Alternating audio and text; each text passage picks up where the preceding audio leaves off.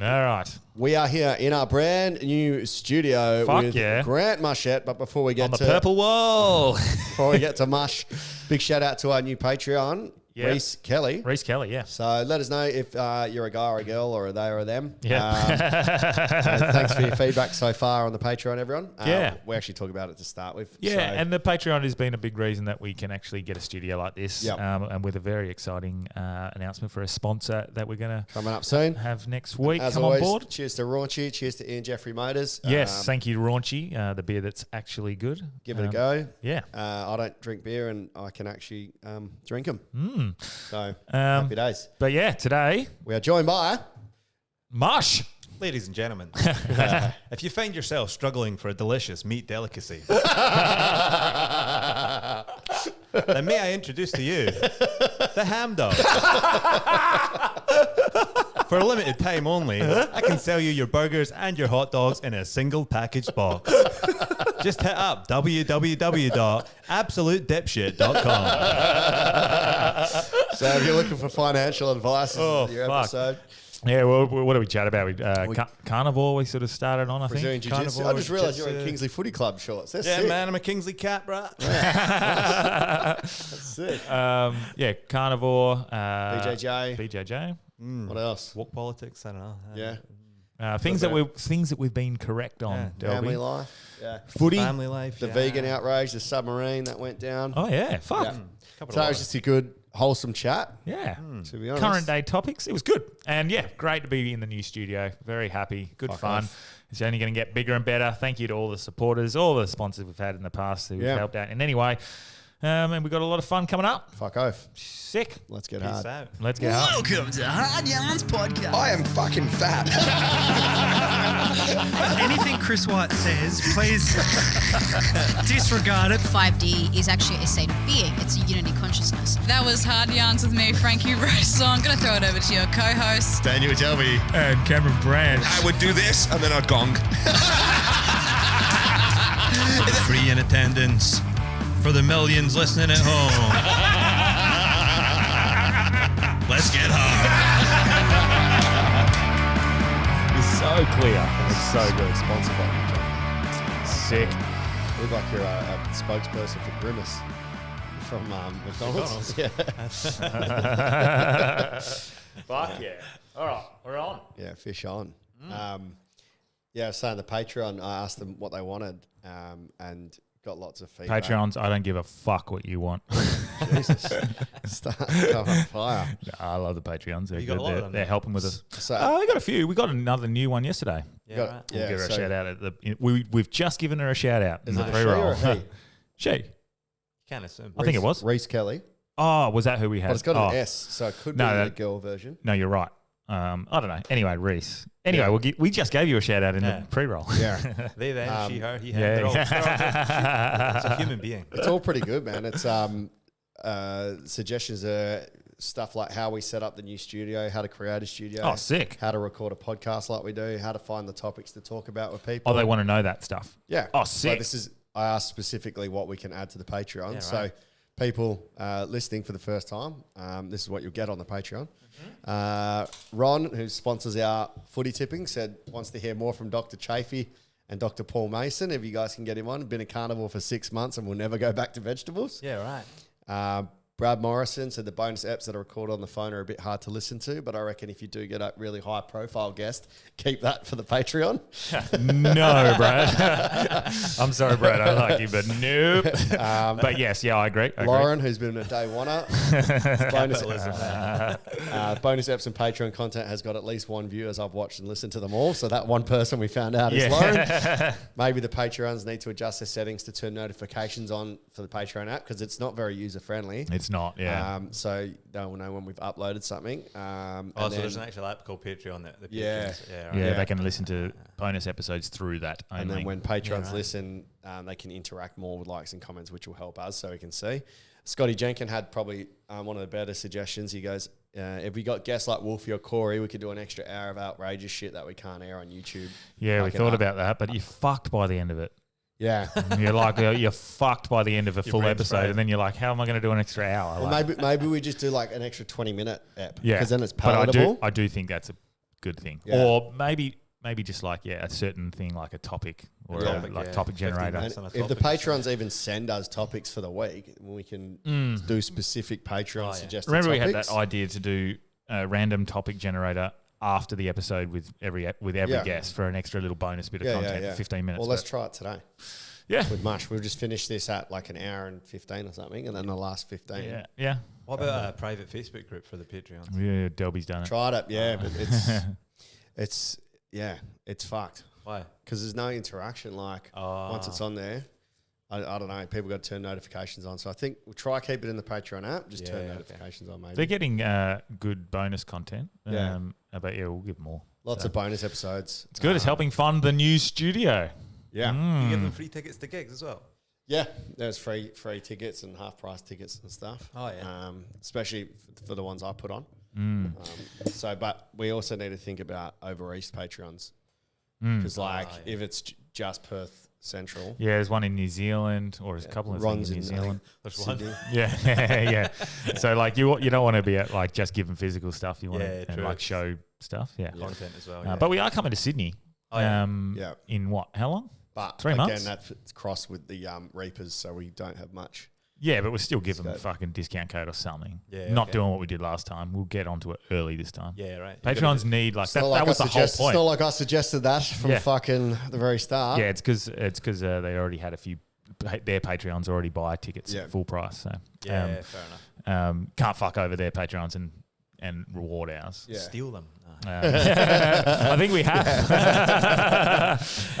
You'll notice that Grant is looking a little bland in the background. If you're watching. If you're watching. If you're listening, it just sounds bland. But yeah, the purple background will have an exciting new sponsor up there soon, which we'll announce when we get the neon sign. Finally, a bit of sponsorship. Yeah. Right. Is that your first one? I thought you had Raunchy. We had Raunchy, but they're sort of like a what do you call it? He's in kind. So, but he's been fucking. To be honest, Ian's been incredible. He's been great, man. Giving us like bulk beers to give to our Patreons. He's given us a ton of beer for Up and Joke. He's helped us with. He's going to help us with the move, with the heavy stuff. He's given us our car servicing. So like so we get still benefits out of it. But this is our first proper monetary sponsor, like a good long-term contract. To put the poster up, sick. And talk about them and stuff like that. So that's exciting news. And then obviously the move has been pretty cool. It's awesome. It's a cool space. This is pretty cool. Yeah. It looks visually pretty cool. It's very similar to what we had before the setup. So, Once you get rid of that dead dog in the corner. But you mentioned it before. So actually, before we go on to that, it got raised last week by Wolfie. The clips that we put up for our funniest moments in the studio. We didn't put your clip up. The ham dog. I was fucking raging. Now, I saw it and I go, that's why I don't listen to any of this. So, in fairness, that content didn't look great because that's when we had fucking horrific. And I should have just gone, I don't care, I'm putting it up. Yeah. But the ham dog story, and if you haven't listened to it, and we said it last week, go back and listen to I think it's the second Grant Mushet episode. Yeah, it is. It's ridiculous. It was the WWF and the ham dog. Oh my god! Just look in the description, Grant Mushet, and go just for the ham dog story. You should find what minute it is. So I bumped into someone and they told me that they were listening to the ham dog thing, and they thought it was one of the greatest things I'd ever heard. Yeah, I've had people come up to me now at gigs that obviously listen to your podcast. I've seen I've got a gig, come to that gig, and then afterwards they're like, "Oh, I heard the ham dog story." Oh fuck! We're taking the traditional. Yeah. Are they still in business? I don't think so, man. Nah, no way. Surely not. I think he maybe sold them or something. I don't know. No idea. But yeah, fuck. It's actually quite Well, nice you got an thing. extra month out of your money, I guess.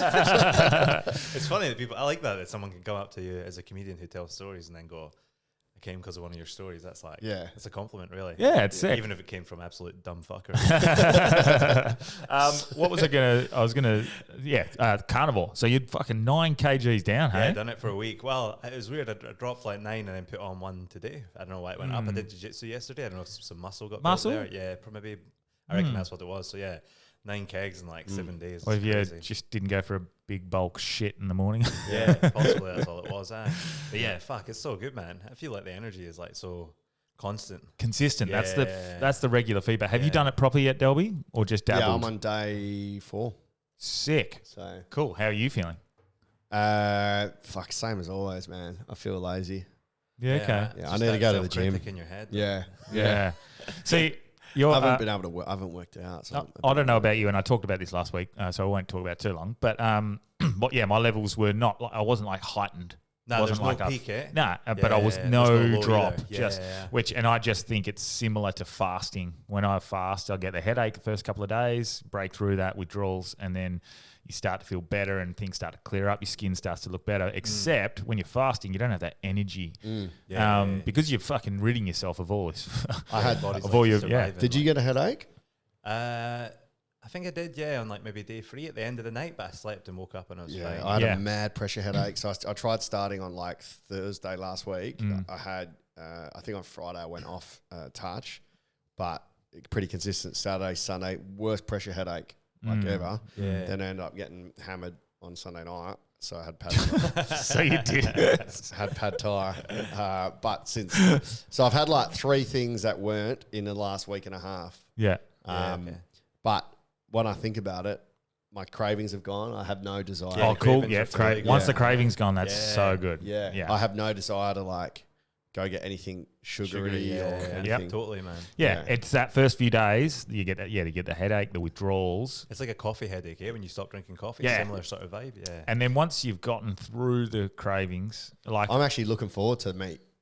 Like, fucking oath. You start to look forward to it, and you're like, all right, my next meal, like, and you're almost like, it's not going to put on weight. I'm probably going to actually shred more. The vanity side is good as well. Like, I won't pretend I didn't like looking more shredded. Nah, that's absolutely right. Yeah, I want to do that and just be at a healthier weight. So and like people will suggest like, oh, who cares how you look? But to a point, like the reason like you pick a mate, like I guess.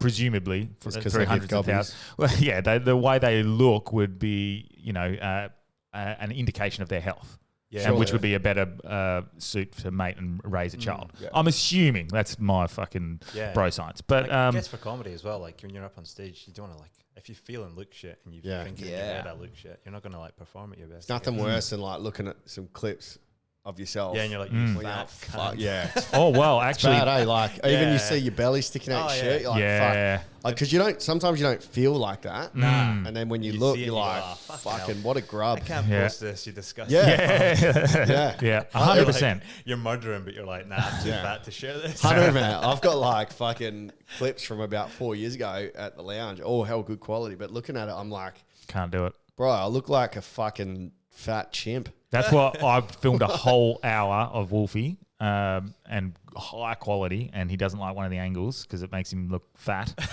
And he wasn't in great shape anyway. So, and so he won't use it. We're doing the reverse Martin Luther King. Instead of judging us by our content, being judged by but I did find that when I did 2 stand-up spots whilst I was on Carnivore, and then I've done 2 since, or 4 since. And the 2 when I was during the Carnivore, it wasn't funny or anything, same jokes, but fucking fluid and like just mentally clarity. Yeah, and is that because there's a base level of calmness? So when you like amp it up a calmness little bit or camness? I was like, what? Yeah. No, but if you're like base levels like as opposed to like you're eating sugar, you're drinking coffee, and you're kind of up here. Yes. And then like you jump one more level, and you're fucking just on edge a little bit. Yeah, if you're like ridiculously calm, you're only stepping up that little bit, but able to fucking get around and be electric, but also like in a calm sort of state. Yeah. I just felt like everything popped better. Everything. I don't know if a couple of people in the scene have given me tips of potentially maybe like put more emotion in my face and stuff like that. And I was able to actually put a bit of effort into that whilst trying to navigate my way through some new jokes and they seemed to just, I didn't crush or anything, but I just felt better. Everything flowed better. So I don't know, even I said on the pods, like I was able to speak better, more clarity, less ums, Isn't it funny that you've got all these positives and you're like, I'm just going to go back to how I was. And this is then you're like, I'm going to try vegan now. It's like you have a proven record. It's like, why? So interesting, hey? What, do you feel less calm and less... So you went back to vegan, is that right? No. I'm potentially going to try raw vegan to see what like completely raw vegan and see if there's any similar sort of results. Yeah, I like to try things. I'm kind of like that too, especially when I was 5. I was just like, all right, today I'm gonna only eat veggies and then meat. And, I don't know. But isn't it? I'll definitely go back to it at points. I think it'll be like a reset thing for me. It's I find it good. Like I was speaking to you at the lounge that night, and you've done it since then, hey? Did you go the next day? I was like half-arsed in it. Possibly it was the next day. But I was kind of half-arsed in it for that week. And I had like wings with sauces and like like I was trying to do it, and little bits of veggies and maybe like the occasional sweet, but like then that Friday was like full on just meat and coffee as well. I haven't stopped coffee. I know you said you were meant to, but I'm not going to do that. I did, and that's exactly what I did. I just was like, no, that's the one thing I'm not going to go full rigid-ditch. Nah, you get up in the morning, you kind of need it sometimes. I like a coffee. Johnny's been doing it as well. Yeah, Johnny's been doing it. Yeah. Oh, really? It's easy because it's a carnivore. Yes. Well, me and Johnny are housemates, so it's like when he was doing it, I was like, oh, sick. Like you've got someone to buddy up with. Yeah, bounce back. Yeah, fuck, man. The way he cooks, like everything's. He's so good at cooking. Good, Yeah, no. Yeah. But it's just one. I've got his algorithm on my YouTube, on my TV. Oh, yeah. So like it's just all cooking programs. I wanted to play footy. Yeah. With carnivore. I should have actually continued it on. I played last week and your calf got eaten. Oh man, I can't fucking play anymore, hey. Like I was playing okay as well, like playing good footy, and then 5 minutes into the second quarter, calf tore his calf, and it just then tried to eat it. Man, like it's not like it's not. I know what to do to fix it all, but I don't have the. I do have the time. I'd rather put that time and effort into something else. And just chill out with it. A run is completely different to a game of footy. And the thing that I crave about footy is, and I was talking to you about this, like that's why I'm thinking of doing boxing training or something. Is it's fucking hard and it hurts. It really hurts playing a game of footy when you go hard. And I can't do it anymore. I just can't, and it's fucking upsetting. Well, and if I put we are 36. I know, but if I put the effort in, and trained. I don't train, so that's the thing. If I put the effort in, trained, did some stretching, did some right things. Well, mate, if you didn't put the effort in and didn't train, you might just run an ultra marathon. Yes, exactly. But and this is the thing. I try replacing all these hard things with ultra marathons. Now I want to do boxing because I hate boxing training. It is hard. It is really difficult. That feeling after. I reckon that's a big reason that people have sportsmen have mental health issues after, because how good you feel during the week after or during the day after doing something really hard. Yeah, when you're dominant and really feeling good and strong and like you achieve something. And it's like it's a contextual thing. You've gone so hard here or done something like cold plunges, saunas. You've done something you don't want to do. And then after that, you're like, fuck, I've just stressed my body so much. Everything feels so much easier. It's like after 3 a.m. after a Tinder hookup. But it's just like after the 100-kilometre marathon, I felt for about 2 months just... Well, you're just getting runners high, aren't you? Yeah, just invincible. I just felt like, in context of this like feeling of this is how I felt, that is fucked compared to how I feel right now. So it heightens that feeling. Yeah. I think I'm sure Huberman has a science behind what's going on there. It's similar with the cold plunges. You stress your body and you warm back up and you've like, fuck, I feel good. It's good for your dopamine levels and stuff. Whatever the chemicals that get released, you never do a workout and go, I regretted that. Never. Nah, even the bad ones, when you can't be arsed and you just rock up and you go through the motions and everything's lazy and lethargic, but you still like, you walk away and you go, at least I did it. That's like the bare minimum you get from working. You know what's crazy is that like the last week I haven't been to the gym, and whatever's going on with me mentally is the self-talk about needing to do other work. Yeah, it's an excuse, hey? Before the gym. You think? It's like a procrastination of the challenging thing, right? I feel that is stronger. I know how good I feel afterwards. Yeah, and more productive. Like, but that right now, that energy is stronger. And I don't know why. It's the same with that carnivore. I think part of it, you know you're going to feel better, and you still go back to the old. Why? I wonder what that is. Part of it for me, the easy option though, right? So if your brain's like, oh man, speaking to a venue owner about a comedy night is much easier than doing 45 minutes of exercise. Your brain's going to go, oh well, we'll do the comedy thing. Right? And also, like, I've got this weird like PTSD of injury as well. I'm like, if I go in, I go hard. I just know right now I've got like tendonitis in my Achilles and my groin is strained. My groin is strained. So I'm like, doing that, it will just flare up again. And I hate the feeling of that, even though the rest of me feels good. Yeah. But yeah, it's fucking also annoying. You just got to do it. Like you do it, you got to Goggins it and you just do it. Yeah. Or you take like 3 days where you don't do any exercise at all and just like massages, massage gun, oils, like deep heat, all that stuff, and just really get to the like core of the issue and try and heal it. I did that a couple of weeks ago, fucked my back, and then just for 2 weeks didn't really exercise, was just getting massages on it with the deep heat, the Visco cream or whatever it's called. Yeah. DP. And then went back after.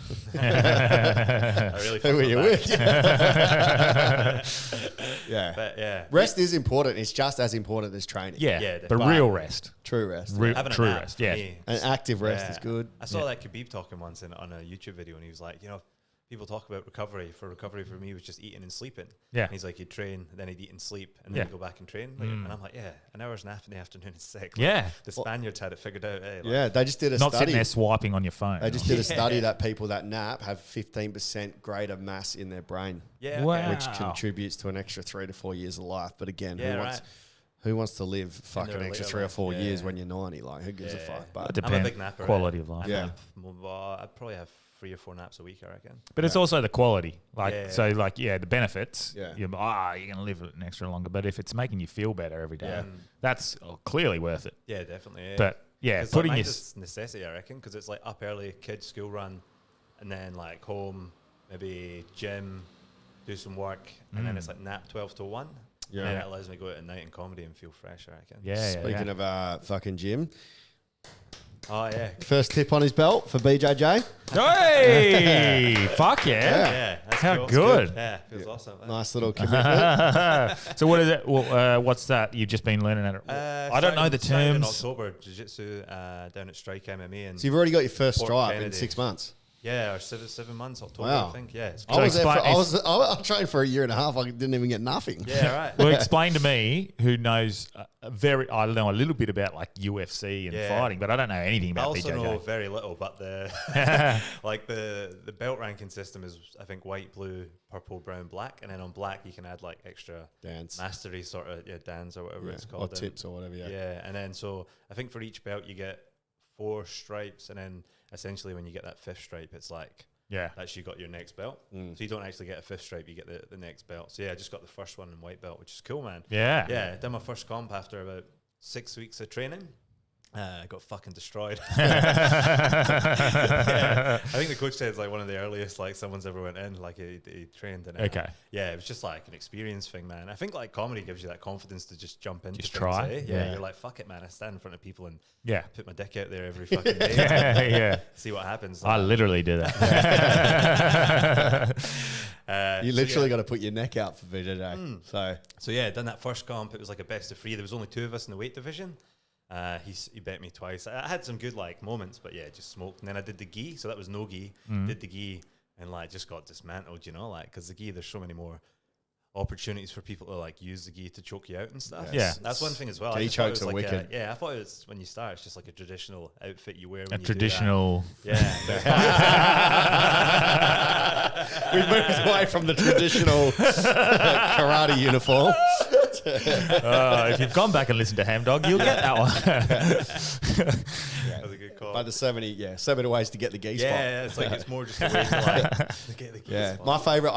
It's almost like a lazy one, but using the gi to choke when Yeah, you that go thing, underneath. yeah, that's what I got done with. It's as the well. best, man. Yeah, What's it yeah. called? A neck something or gi Yeah. choke or something? I don't know. I don't want to show my lack of knowledge and Yeah. not the stripe at the weekend. Did you find like so the training was again motivating? Like, is it something to man. do? Yeah, I guess. big time. And like when you really enjoy it, you just go in there and you're learning. And that gym I'm going to, like Strike MMA, Port Kennedy. If you're down that way, get in because it's like, yeah, they're just fucking awesome dudes in there. Eh? Like, I forget you live that far away. yeah, no man. You said the other day, I was like, yeah, you want to have a beer? And you're like, oh, I got to drive. So, yeah, fuck, Rockingham is a long way away. ruins our social life, man. Yeah, coming up to the city is a chore. We're trying to move back closer, but yeah, it'll take some time. But yeah, that gym's awesome, man. Everyone in there is cool. The owner, Dave's fucking awesome. Like, What was your adrenaline like in the first fight? first one, oh man, you just like this shaky, like crazy, You're like eh? a rabbit that's been caught by a wolf. You're just like, Yeah.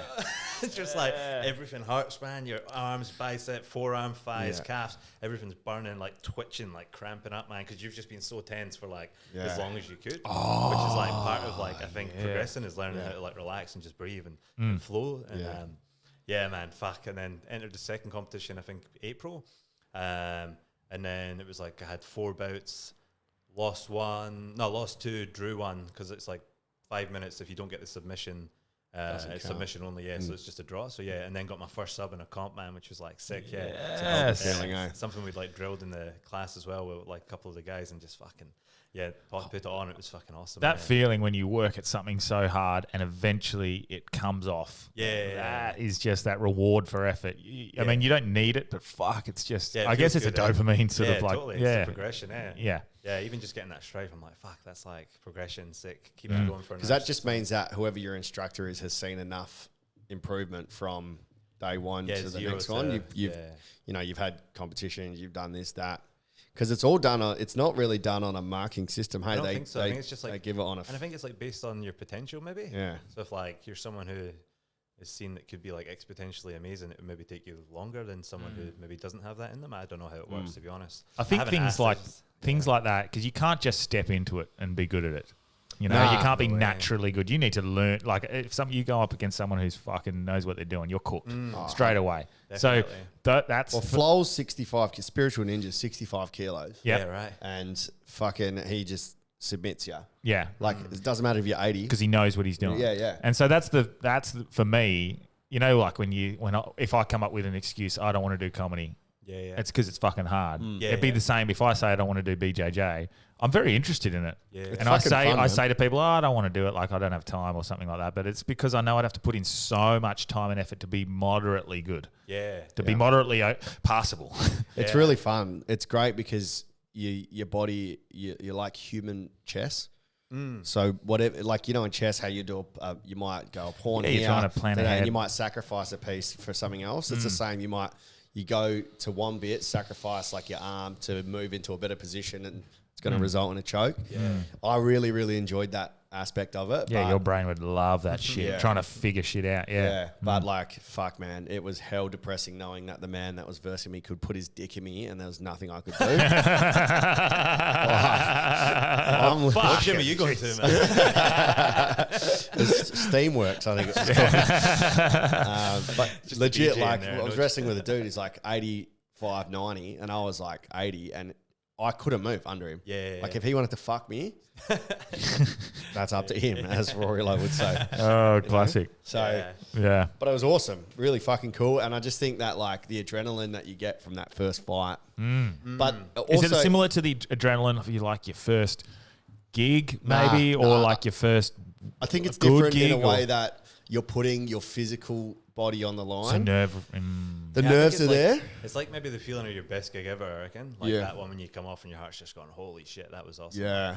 And it's hell ego humbling as well. I think BJJ, the best thing about that is that immediately your ego is gone. You can't go in there with ego, because you're just going to you'd be because and you got to tap. You have to tap. Like, it's I think it's good that it's accepted in the sport that if you're beat, you can tap. Instead of fucking just trying to be breaking your arm, you know.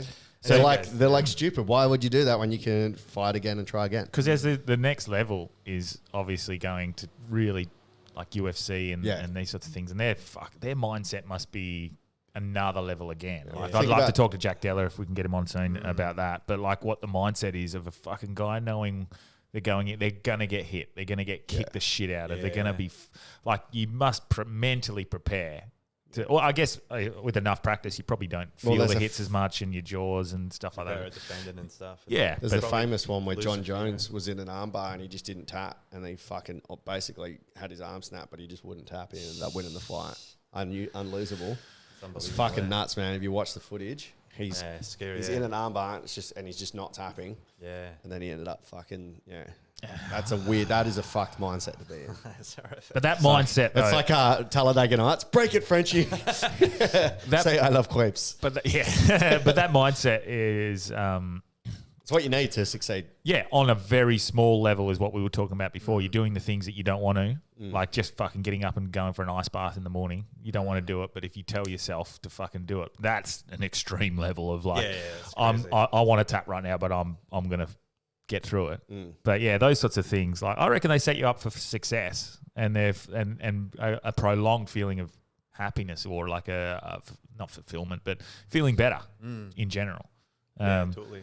And like I think like as well with the devotion thing you were talking about is like, you know, you're gonna have to go in there and like and like really commit yourself. Like, I think I've decided already it's probably something I'm gonna do long term, even if it becomes something I do long term casually, like 2 times a week as I get older or something, you know. But like I'll probably just keep going, and therefore like the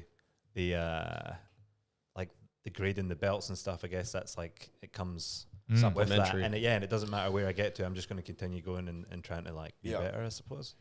Which is a good thing as well. Because if your motivator is to get the next stripe, then it's not the right motivation. That's a really good point. Yeah, because even like just regular exercise is something that I fucking love. Just even like the last 3 or 4 days, because we've been doing this, and I got single dad, so the days where I've got Scotty before and after school, I'm sort of like I'm pretty limited to time of what I can do or exercise, and I'd found like 2 days in a row I hadn't exercised, hadn't worked out, hadn't done anything, and for me that's fucking big, man. And and it's not just for like, not vanity wise, like trying to look good and be fit, is feeling. Mentally. I said to Dad, like, Dad, I need you to just look after Scotty. I need to go for a sauna. I need to do something, just something to just get myself going.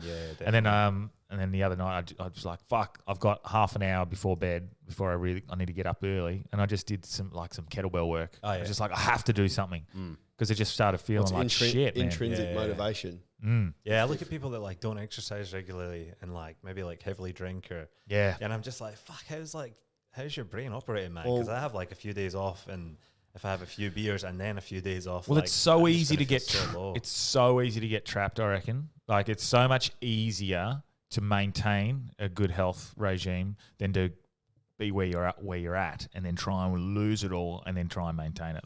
Trying to lose the weight, trying to build strength, trying to build conditioning is when you're drinking, tough. And you don't give a fuck about it. You're I'm fucking devil, I'm a fat fuck. And then Friday, get maggot, and you're like, who gives a fuck? Life's too short, man. Fuck how good that life's too short thing is a fucking cop out. But it's true. Yeah. Life is too short, man. It is, especially when you're drinking every weekend. Yes, exactly. So wouldn't you want to? It's too short, but you want to like then compact all the good things and do as much of it as possible, and look after you. So like, I understand the idea of like, I like to go out and have a beer. Like, I'm not gonna go, no, I'm not drinking and I'm not doing this because that's part of life as well, the enjoyment. I like that. But fuck, these people who say, life's too short, I'm going to eat like shit all the time, I'm going to drink like shit. Well, your quality of life is shit then. You got a shorter life, and it's true. It's getting, and you just said you got a short life, and it's fucking getting shorter, cunt. So fuck yeah. But it's, for me, it's the days you lose after. So I never regret having a drink and going out and enjoying it. It's the day after. My back. But touch wood, my back's been fucking great. That's good. It's the day after, and then the remnants of that where I'm like, fuck, man. I've wasted a day and a half. But if I plan to waste that day, it's not as big a deal. Yeah. You know, if it's like I'm going to enjoy it and I'm not going to feel bad, I'm going to take the day off. Do you know when I like to do that? Never. No. I do. Like Sundays, if I don't have Scotty, Sundays, on a pissing down rain day on a sun, if I know it's going to be storms and thunder. Once you go out on the Saturday night, will be like, I'm like, because I can waste tomorrow. I don't give a fuck. If it's sunny and I'm inside and it's nice down the beach or something, I'm like, I got to get up.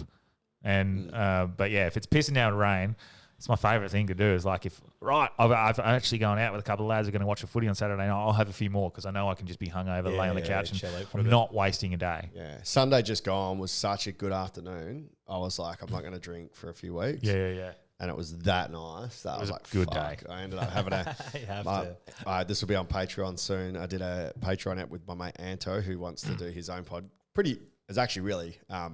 it's really good. Really. What's he want his pod to be about? Well, that's what he's trying to work out. Oh, yeah. So that's what you're saying. I was like, let's just do a pilot episode. So if he goes on to be the next big thing, everyone will have the pilot episode on Patreon. Yeah, but it was that good. I was like, fuck, man, I've got a bottle of vodka left at home. I just grabbed that, brought it in. We had a drink, and I was like, then my mate just messaged me, who I went to New Zealand with, and he's like, I'm at Oceans. He lives south of the river. Yeah. I'm like, man, all signs point to yes. So just went down. It was packed. Everyone had the same idea as me. Like, beautiful day. It was perfect. Fucking packed. And it was good because people my age were out, which is nice. Rare. Yeah, very rare.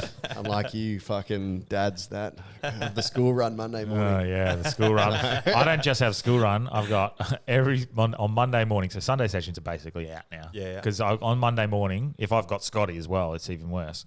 And then I have to wake up at fucking 6 with her as well. But Steph will at least drop it to me. We'll have occupational therapy with her. She's got a few little delays and whatnot. Yeah, right. Occupational therapy. Then I'll take her to school. I still got to do all that, and then I've got swimming lessons in the afternoon. It's just a fucking cunt of a day. Yeah, so if I couldn't do that whole day hungover. Why do you always take her to swimming lessons? This is my day. Yeah, but I'm just mean in general. Why have you chose? Does she really enjoy swimming lessons, or you just? Oh yeah, she excels at it. She's really good. Right. So I think I want to get her into nippers like as soon as possible. That's like beach life, surf life saving stuff for kids.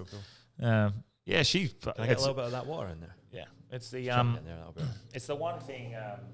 It's the one thing she really. I mean, she excels at a lot of things. She's got a great personality. She's fucking actually genuinely. I'd say genuinely a funny girl, like smart in that regard, but she's delayed in a few areas. Yeah, right. And so like swimming is one that she loves. What does the occupational therapy do? Like finer motor skills. Yeah, right. Social stuff. Yeah, cool. She's got a bit of like that social anxiety and stuff right. like that. Really? Yeah.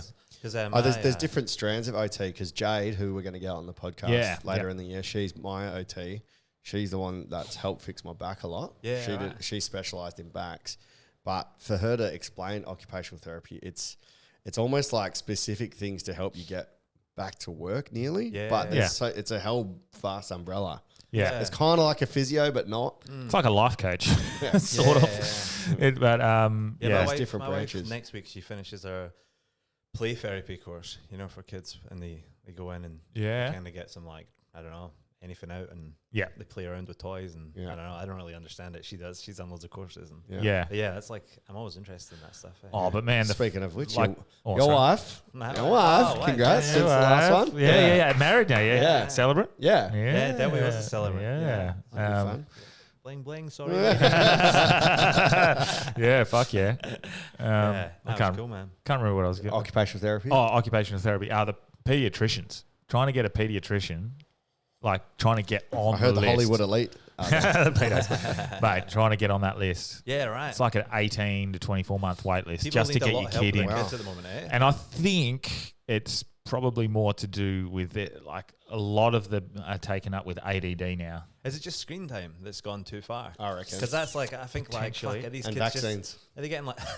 Well, if you listen to Robert F. Kennedy. But like, if some of these kids are getting like an hour and a half of screens before they even go to school. And you're like, no wonder their head's pickled, man. Yeah, we've taken that off a bit with Scotty. Very rarely will I let her have the iPad before school. Nah, we never do, man. Like, it would be interesting to see the brain scans and the areas of a development if a kid's out playing compared to looking at a screen. If it's lighting up the same areas, then I don't think there's an issue with it. And like Gary Vee says, it's something that they're going to have to become proficient at when they're an adult. Yeah, and but it's I think going you to be need the to way be able it goes. to handle the burden of like what it actually is as well. And like some of the kids' cartoons as well for like the young kids, it's like you'd think they were in like a DMT trip, man. Like, it's like geometric shapes and fucking house music going like doof, doof, doof. Non-binary. Oh, fuck, yeah. Transformers as well. Fuck, man. Yeah, it's like, it's pretty hectic, I reckon. Like some of them are full on. But yeah, I think playing would always like take precedent over like fucking watching screens for anyone up to like the age of because 9, it's social skills. You got to make friends. You got to use your imagination. You have to be able to be resilient. You have to be able to be okay to be on your own. Yeah. So screen time creates dependency. But I think also parents are just fucking lazy cunts. Man. Yeah. Honestly, like so many parents are like, oh, my kid's got ADD. It's like, no, just fuck it. They don't. Why about spending some time with them? Yeah. Legit, man. Yeah. Like, Giving them some attention. It's to a point. Like, it's like they don't have ADD. They're 3. They're a kid. The Like, world, that's what you meant to be. The world's become so hectic and so busy, and lots of people are like working double jobs and shit just to like inflation and stuff's going pretty bad. Like it's affecting people in a lot of ways. And if they've got a kid that's like hyperactive kid, it becomes difficult. And sometimes the easiest thing is like, oh fuck, I've had enough. I'm dealing with my own shit here. Just fucking Take a screen thing. And back in the day when we were kids, like our parents would just chuck us on the TV. It's the same thing. It's the exact same thing. Cool. Yeah. Fucking life, like modern life in the last 50 years has just become busy. People have to they're constantly working or stressing, and if they're not stressing and working, they're fucking trying to have a drink to fucking de-stress or exercise if they're on that bandwagon. So there's so I heard many the economy things. is that bad that people have invested in ham dog. Fuck, man. It is getting scary what's going on with like inflation and I don't know if it's scary, man. I mean, it's scary the fact that it goes up and you have to pay more, but like, we're in Perth, man. It's going to There's crash. Oil and gas, there's mining. Perth's its own bubble, man. Like, the interest rates are being raised by the federal government, right? So, like, they're raising them based on, like, what's happening over east more than they are. It's like, a lot of people in WA will be able to comprehend what it's like having bosses in corporate being over east. Yeah. And when you're in WA, no one gives a fuck about you. And that's kind of like what it feels like with federal government. So the issue is like, do you have a That's true. mortgage? Yeah. Yeah, so the issue is like some people who have extended themselves pretty heavily. Yeah, but that's And- that's on them. That's what I think. I'm like, that's on them. I agree. You wanted to be like a greedy but the capitalist banks pig. the banks also knew that this was going to happen, just like the fucking global financial crisis. They knew that this was going to happen at some point. They can't Eventually, keep it yeah. at zero. Yeah, but And guess what? They know Yeah. that they'll be bailed out. Bailed out. Yeah, So, like what was the one in? Like the GFC. Yeah. And the bank that went under. So those 300 billion, I think. Yeah, that's all good. Yeah. So it's like having a kid that fucking wags school. Yeah. And then goes, nah, it's all good. Come back, no punishment. Yeah. They're gonna wag school again. Yeah, 100%. Right? Isn't it very different though between now and the 2008 one? Wasn't that a lot to do with property in the first place? But this one isn't like property based at all, is it? They were giving out mortgages and money to people that they knew could not pay it back. Yeah. Like multiple mortgages, right? So the issue that they're facing now, I think, is more the debt ceiling, and it's just growing, and that's in the States, obviously. But the United States sneezes and the world catches a cold. Like we're I feel all like in part of WA, it. man, like so many people have like car debt. Like you see so many new cars on the road, and like subscriptions, and cars are still double the price of what they should be. Yeah. So surely before people are selling their investment properties, what everyone reckons is like the cars are going to at least half in price, and then people are going to stop subscribe. Like there's going to be so many. Like You think so, but a lot of people are just financially dumb, bro. There's so many idiots. Yeah. Like there's so many dumb cunts. Yeah, that's like I was speaking to Shash, the comic, and he's a Mortgage, tax. I think he is a mortgage tax. broker and tax agent.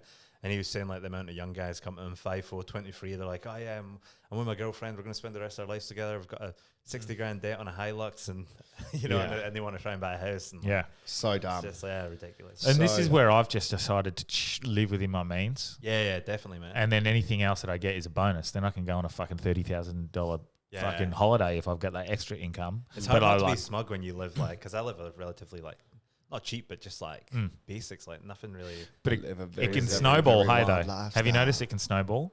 Like your subscriptions, things like that. And Yeah, you're my like, subscriptions why the fuck to- am I paying for this, and this? And I was like, fuck, I forgot about that. Like, you'd be like, oh. My subscriptions to balls are quite expensive. But, yeah. But you're right. You look at your cloud storage. Yeah. Like I've got like, I think I didn't do Dropbox. I've got like OneDrive storage. I've got Google Drive storage. Then it's Spotify. Then it's Netflix, Amazon Prime. Disney Plus. Audible. It just adds up. Adds up. And then you're like, that's $180 a month on subscriptions. Yeah, but just add another 5 to Patreon Hard Yarns podcast. Yes. Just a cup of coffee a month. There's so many people out there who like, I reckon would check their bank balance and have at least one subscription. They don't know what it is or haven't used it in 6 months. Happened to me, like, bro. I was looking at this going, what the fuck is that? Yeah. I had to look it up and it was like my OneDrive storage. Yeah, Like, right. How's this for the biggest dumb cunt move ever? So I lost my card over in Thailand. And so the most annoying V-card. the most annoying thing that happens and this happens every 4 years anyway, when your card expires and you have to do it again. Every fucking subscription, everything you've got is like, it's not linked to the account. It's linked to the card. So this is fucking annoying. Every day I'm getting a new email. Your payment has failed, and I have to fucking redo it and stuff like that. I guess that's the good. gym that I want to leave and go to another gym. Oh, you can't. They sent me. No, You're not allowed to. no, at they gyms. sent me your payment has failed, and I updated it instead of like Instead of going, and you have to give a month's notice. I think it is to leave that gym. Should have been like, I've moved. Yeah. That's what I'd done to get a gym membership. Allegedly. The one that around the corner for us. Yeah. I just said, I'm moving to Rocco. Yeah. And I did move to Rocco. So. Man, gyms are like mafia. Yeah. Like, once you lock you in, try to leave, but they keep pulling me back in. Like, you can't get out. Like, every clause is like, to leave, you got to do 28 push-ups. You got to give us $30 and then give us a year's notice and fucking your next address. Yeah. They've got the best system. Yeah. It can't be fully legal though, right? They can't say you have to be locked in for... Well, I used to work for Good Life. And I think it was called Zest. It was Zest before that. And honestly, man, like... I was the reception bitch for ages, but then I had to cover for someone which their role was membership retention. Oh, yeah. And the amount of people that would be trying to leave that keep getting charged that I would have to deal with, it was fucked. It was such a bad experience, man. I call up, like, I cancelled 6 months ago. I gave my notice. I'm like, oh, yeah, we need 30 days. It's like, I've got fucking a kid in a wheelchair. I'm like... Fuck. Yeah, it was like insane. I'm like, I'm trying to waiver. I didn't give a fuck. I'm like, yeah, no worries. I'll try sort it. And I'm doing hell like illegal shit. But their model was so, it was like a drug dealer that wouldn't let their Jets. Back in the day, it was Zest for Good Life. Yeah, right. It was fucked, man. It was real bad. Like mafia, cartels. Yeah, or like I didn't like it at all. I hate that. Even though like. The gym's good. When people want to leave, just fucking let them leave. Yeah. Like I can understand. They're trying to protect their income. Yeah, you don't need a month's notice, by the way. I don't know. I think it's in their terms and conditions, but they should just be like, give us 2 weeks and that's it. I'm just going to say to them, hey, I've moved. Yeah, that's it, man. And see what they say. Yeah, just give them the address. I'll give you it. Yeah, just doctor it up. Yeah. So just play poor. Inflation's killing me. Fuck, inflation's crazy, man. They just print money. That's the problem. They just print money. It's done. The system's wrong, man. The system is broken. Yeah. So the more that, like, there's going to be a point where it implodes or shifts across, which is what we spoke about. Well, inflation's just a form of theft, really. It's just printing free money like, we're fucking... I don't think it's making much of a difference, though, right? With us. At the moment. Everyone's still out spending. People are still... I think, like, the big indicator is comedy shows, right? Yeah. Like, for us, like, as soon as numbers start... Because, like, Perth has a massive appetite for comedy. As soon as those numbers drop, then you could be like, oh, fuck, people are... Yeah. But in saying that, me and John Pinder put on a show for $10, and it's probably the quickest I've seen a show sell out ever. So have you? That's this Friday. Hey, yeah, maybe people are craving like a cheap night out as well as also being comfortable, kind of enough to. Yeah, well, because we've become so, especially in Perth, we're so entitled, we're so comfortable, and we're so used to having money that we like. It's hard to go, oh fuck, I can't spend money anymore. So you're looking for those little. I can still go out, be trendy, go to a comedy show. It's $10. Yeah. But even for any show that's like $20, even a $25 show, that's 2 drinks nowadays. You will enjoy yourself. But then people guaranteed you will enjoy yourself better. People know that though. They'll go, okay, $25. Oh, and then 2 drinks. But you don't have to drink at these things. I know, that's but the thing. But they do. You know, they don't, but they do. And so drinking's crazy. Like I've stopped going out for, like I'm budgeting. And like, I'm not going to go out and spend. Do you work for Budget Direct? Budget Direct. It's a big reason I don't drink. People don't listen to Wolfie's like episode. One is obviously the feeling. I don't like feeling like shit the next day and all the hangover and stuff like that. But money. Yeah. Like I get to a point where it's like, if it's 9 o'clock, 10 o'clock, and I don't foresee this night going very well, and I've already spent like $100 on an Uber pessimist, and a fucking absolute pessimist, piss poor attitude. Nah, but did you know what I mean? I'm like, I'm going to be going home at 11:30. And this was nothing. You wasted your money. What am I going to do? Spend an extra $70 on beer, and it's then the journey, mate, another not $40, and then I can wake up fresh and go for a walk. And you might meet your soulmate in that next hour that you're going to leave. It's kind of got to the point where it's like you're going to spend. If 3 of you go out and buy 2 drinks each, you could have bought 2 cartons, stayed at home, watched the footy at home. Yeah, and still had a great time. Yeah, and had a decent time. But there's no chicks. I guess you're married now. It doesn't matter. Yeah. I'm single now, and I don't care if there's chicks. Like, it's fun. I will always care if there's chicks. Just the way my brain works. Unless it's like good mates and we're like doing something. But if it's just sinking piss with lads for like no reason, I fucking hate it. First time I ever went for a beer with a mate, just for like 2 beers, and then went home. And I was like, that was fine. That was okay. Delby, would you be your nightmare? I wouldn't have the beers. Yeah. Oh, yeah. I'd You'd just be go like, have waters. yeah. Yeah. Okay. Well, that's an okay thing. Yeah. But sometimes it's nice to go have a beer or whatever and like just have a yarn, maybe have a punt while you're watching and just catch up. Like, you get on the water especially hard on the sesh, actually, especially when you've towards got the end of the night. Yeah.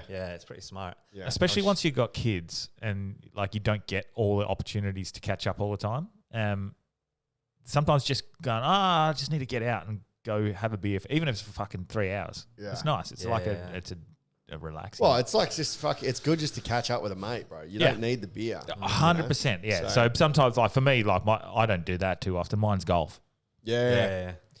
So Golf's you go good, man. golf, grab a coffee, have a yarn on the way around. You got 2 hours of chatting with your mate that you haven't seen for a while, and it's great. And That's like I say, like we go play golf every couple of weeks, and it's more like a D&M than a game of golf. Yeah, it's good, I feel like girls might not understand that. Hey, the girls do coffee dates or like fucking whatever girls do. The equivalent walks of that, along the coast Yeah. and shit. I guess the it'd be the equivalent for same that sort is of thing. golf. But the problem is, because a game of golf lasts for so long, all Yeah. the wives are like, Man. "Oh, you got to go for golf for 3 hours." It's like, even the well, you've 18 gone holes for is too long, man. Even for me, I'm Yeah. like, fuck. I joined Rockingham Golf Course for 3 months on a trial membership, played like 18 holes twice, and I was like, I don't even enjoy golf. I heard anymore. everyone smoke the greens. It just depends with like 18 holes. If you're playing okay, you it's love fun, it. You want more. Yeah. But 18 is to a point. That's my sort It's of like 5 hours thing. minimum out the house as well. Like if you got shit to get done, And kids, wife, like it's hard. I'm not good I am not good company to be around at golf, so I don't use that to catch up. You're okay in those in the what it's called golf In Ambrose, in Ambrose. if it's just me, I'm fucking angry, man. Yeah.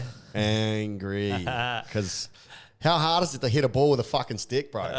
Well, and this So is hard, this is something like you hate it, I guess. But if you really put effort in and tried It's and one of learned, my goals, yeah, for this year to get better. maybe we should play golf once The a week. last game Me and we you. played, I played. I was actually yeah, speaking okay. to Jason Wood, and I was saying we should get a regular comedy golf game. Mate, they're world champs. Like once, he is. Fuck, he's awesome, man. Like once a month, just see who's available and like book a tee off time. Yeah, that's a good idea. A bunch of how comics, crazy is that? Because he everyone's was invited, sort of thing. because I used to talk to Jace about his golfing, and he was just a pretty good golfer. He listens, so he'll listen to this. He's a pretty good golfer. Like like we'd compare like what would go around in 9, and I'd be like, yeah, he's above average of what a golfer would be considered, but nothing special.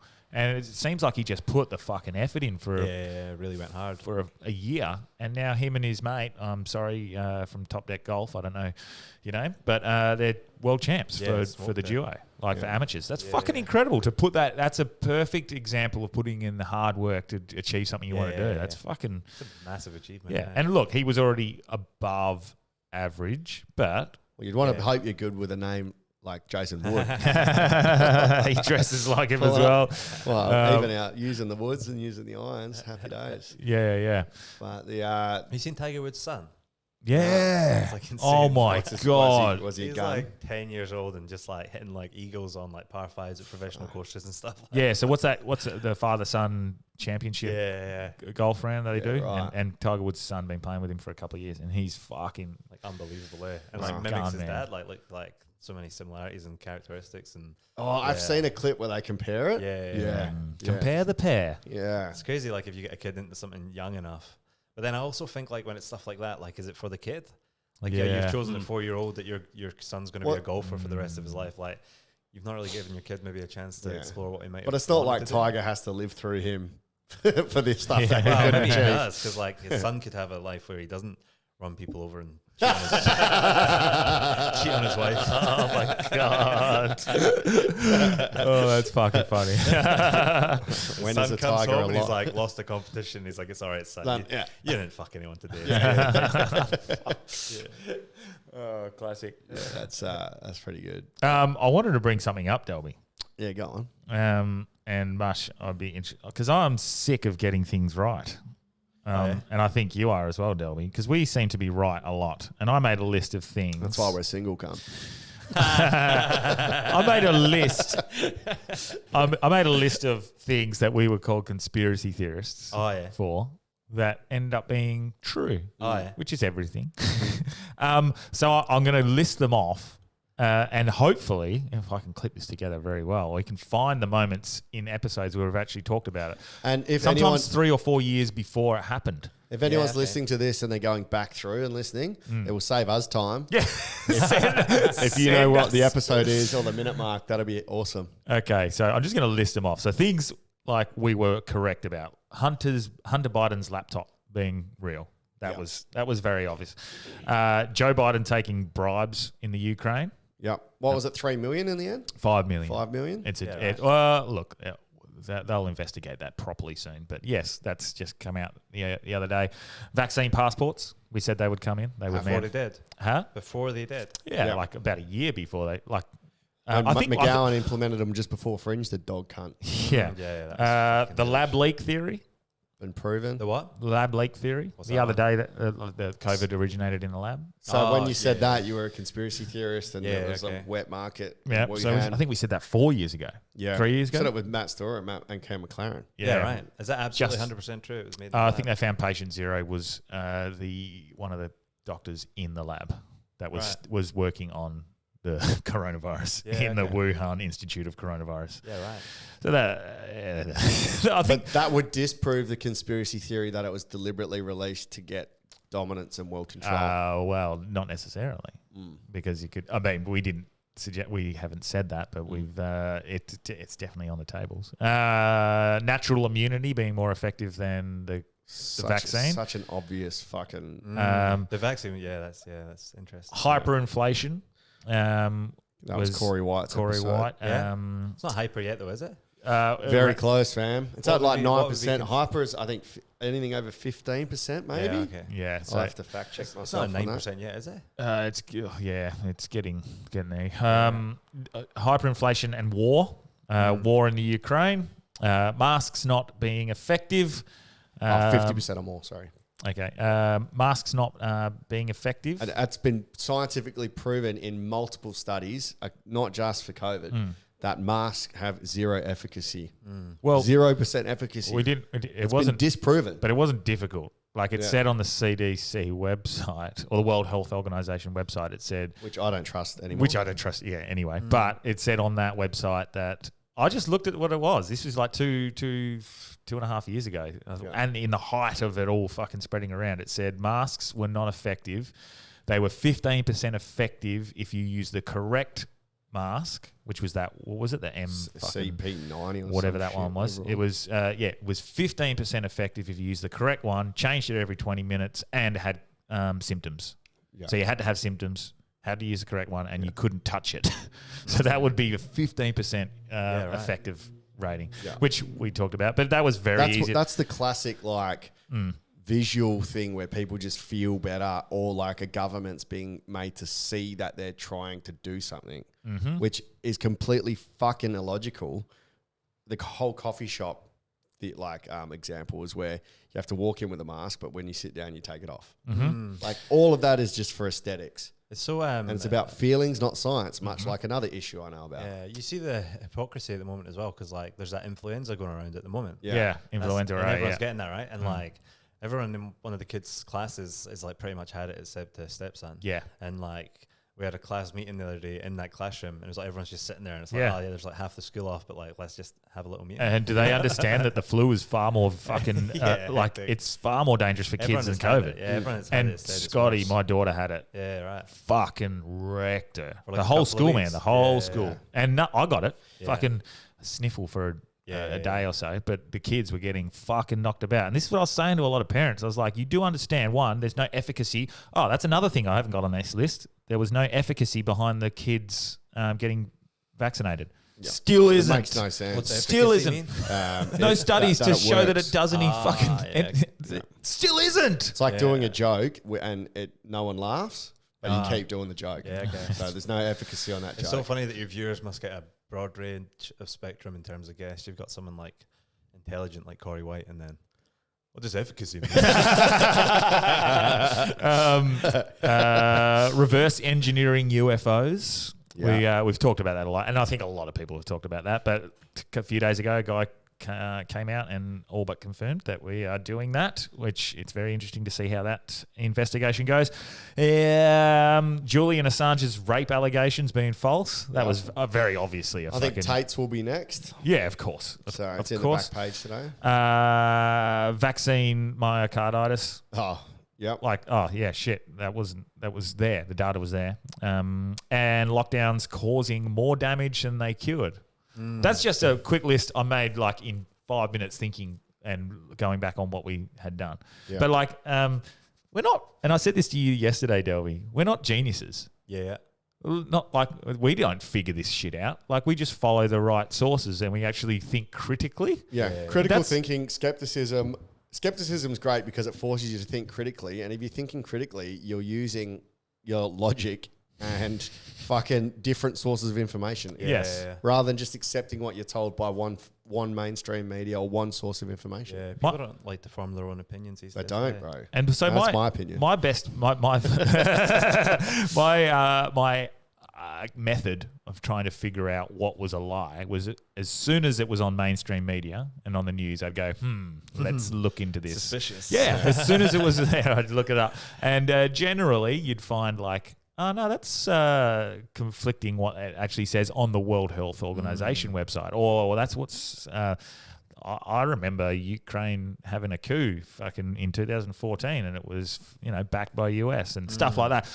All these sorts of things, even when Corey White came on and said to understand Putin's actions is not to condone them. Like if you were to try and even have some sort of understanding for his actions and say that, well, he's been provoked into this war, you're a fucking Putin empathizer and a conspiracy theorist and saying that America's good.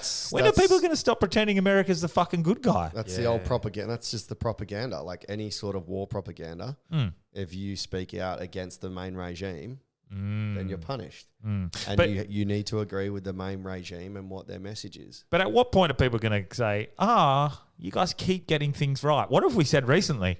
Like, I'd like to know what we've said recently that hasn't come on. Recently was from our chat that we had at Osborne Park when we first tried to start Carnival the other week at the Osborne Park Hotel.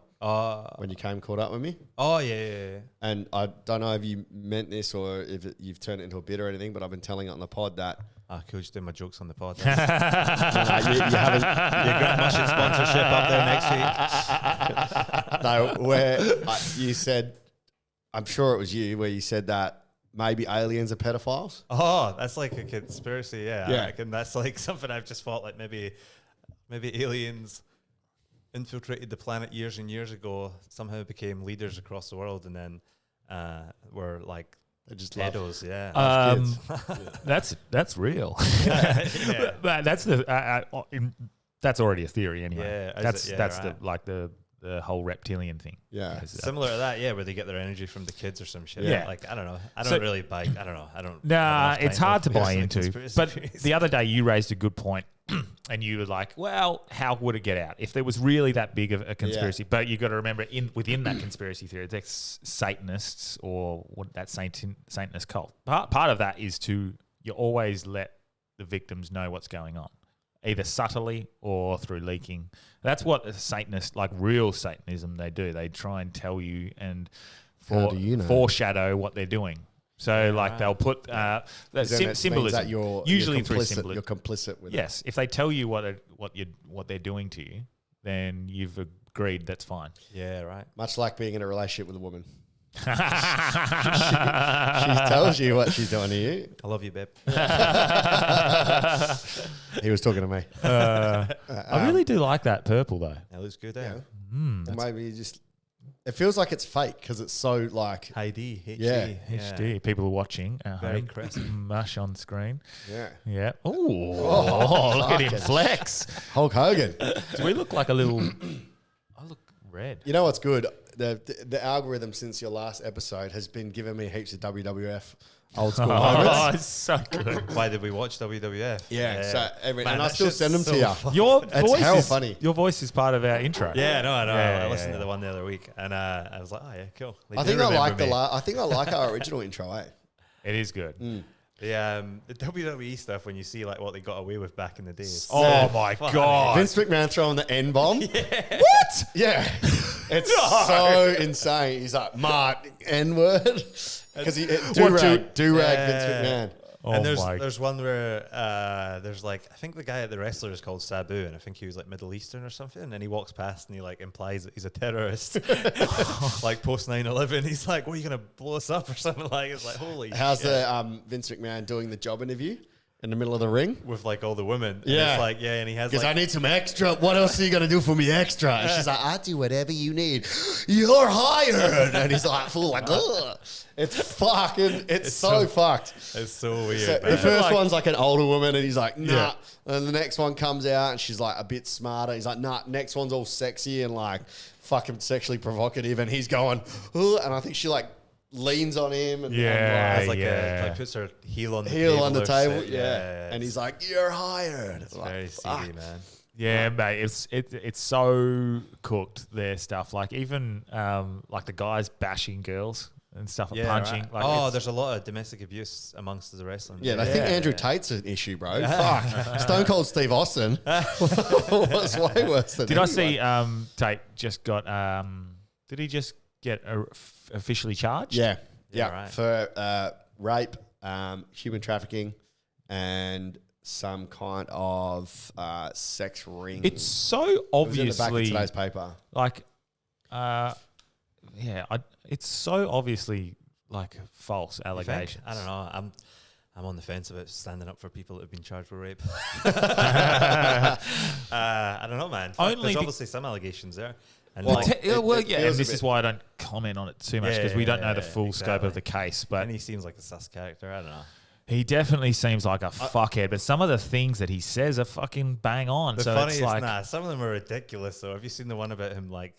But he saying says how it's a he's- troll. Like But have you seen the one where he's like talking about not being gay because like would you rather fuck Hulk Hogan? Oh yeah, the transvestite. That's funny. He's doing a bit. That's him doing stand up. He's like, I've outsmarted it. You reckon? Yeah, would you rather fuck a one who's like a big jab of the heart, or would you rather fuck a transvestite that looks like who was the chick he said like Jennifer Aniston or It something? was like Hulk Yeah. Hogan with a vagina or like Yeah. what's her name? Hulk Hogan with a no, vagina. it was yeah. Megan Fox. Or Megan with Fox, the a tranny dick or that looks like something. Megan I Fox. watched that. Yeah. I'm never gonna. Nah, he's just trying to. That's a stand up bit. I don't know if it is, man. It is, bro. He It's talked, 100%. he talked about it on his recent interview. He's like, people find these bits and they stitch them together and they take it out of context. Yeah, And like right. the bit with the saying that a girl's tits belong to the man who's on OnlyFans, so he should be getting a profit, a take of that money. It was like he spoke through the whole context of the joke, and it's a joke on a podcast. Yeah, right. It's like he's just like, yeah. That is a danger. So- You don't know what you can believe. 100%. And it's very cleverly been stitched. He's like, I could take your words right now and stitch them Yeah, together absolutely. and make you look like, and I they did know. it. And now- And it's Yeah. like, I think Charlie yeah. Brooker. and now with AI as well. Yeah, I think that Charlie Brooker had a documentary years ago on.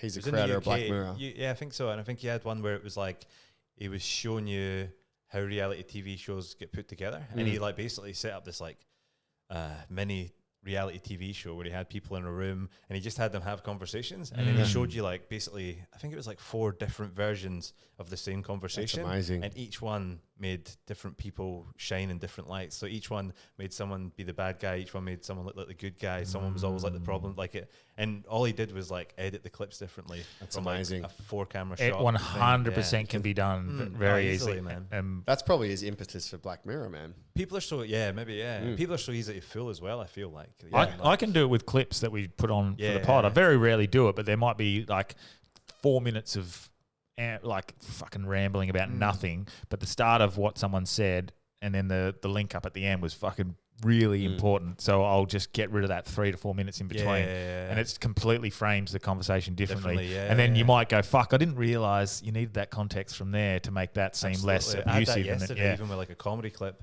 and it was just like putting hecklers down. Yeah. And it was just the put down, and I'm like, oh, without the context, you don't really see that like they've been arseholes.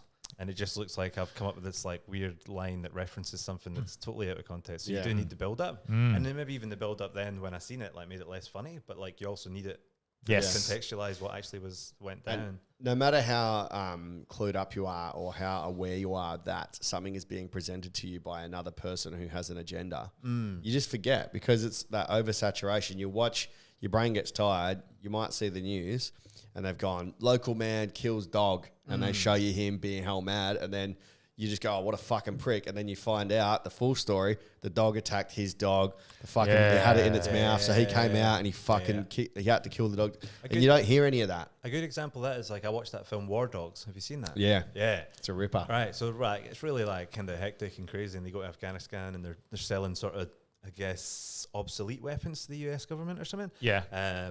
And then in the end, it tells you what their real life charges were. And it's like they both got like a year in jail. Yeah. And like I was watching that with a friend, he was like, holy fuck, that's like nothing. And I'm like, yeah, but like when you actually think about it, like what they did wasn't that big a deal, you know? They just sold some dodgy gear to the military. Like it wasn't like they killed anyone, trafficked people, did drug. Like it was very like... It was more that they were so naive that they had the contract and for the money they had to go get it themselves. It was a cam. Yeah. But it was like a pretty average crime. Like it wasn't like anything crazy. But like people watching that film like, oh, why didn't they get 15 years? And you're like, oh, actually engage your brain and think. But like it's just because you spend that whole movie with dramatic music and fucking showing these scenes and you start suddenly thinking it's this crazy and thing. On the opposite of that, when it's done well, but again, this could be propaganda and being lied to, but the Big Short, have you seen The Big Short? Oh, yeah. How at the end, no one got punished. The banks got bailed out. Yeah.